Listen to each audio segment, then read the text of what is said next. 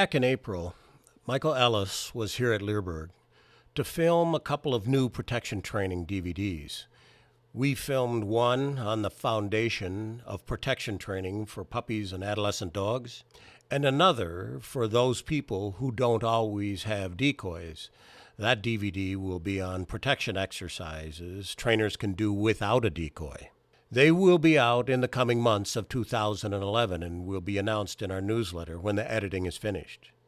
While Michael was here, we decided to post a request on our Leerburg Facebook page asking for training questions, which we intended to film and offer in our newsletter. This is the third of those questions. Okay, here we are again with Michael Ellis. We had put some feelers out on Facebook and asked for questions. We got some really good questions, and I'm going to read it, and Michael's going to answer it. This question is from Michael Wade, no relation. And it is, Michael, I've worked with dogs for years and love to see a puppy turn into a working dog. Though through some of your videos and tips, I've solved some big problems. My question is this. I often run into a dog that has such high drive, he never calms down. Even after 4 years and lots of work, the dog is solid, but he's high strung. How do you spot this early on, and what do you do to correct the problem when the dog is young? It's a super good question. It's really difficult to spot when they're young. So the problem with working dogs is you don't always know when you start out with a puppy that it's going to turn into one of those highly, highly motivated external type dogs. And so what we do now is we treat every young puppy as if they're the next world champion. We're assuming that they're going to turn into that kind of dog. And we tailor our system to that approach. And if it turns out partway along the way that they're not that way, then we can back off a little bit, make more motivation, and do different things like that. And we kind of keep those things in balance. But you're never really sure when they're young. And so we are just assuming that they're going to be that way. After you've assumed that, then your focus needs to be on showing the dog the context in which you want them to be aroused. So there's a lot of classical conditioning with highly motivated dogs that happens, and that sometimes to our advantage and sometimes to our detriment.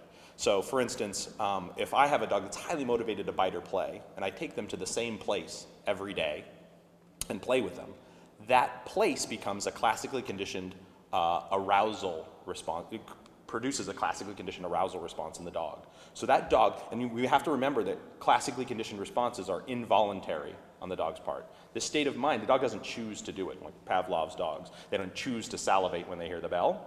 It happens. They can't control it. And if I classically condition a certain arousal response to a place or a person or an activity, then that dog is not in control of his internal emotional state. Now, what he chooses to do with that behavior is another thing. We can teach the dog that you still have to sit or you still have to down. So what we do with dogs that are like this is we are careful about the places that we classically condition these arousal responses. So around the house and in places I don't want the dog aroused, I make sure I never do high arousal activities in those places. So in my house, I never play with my dogs.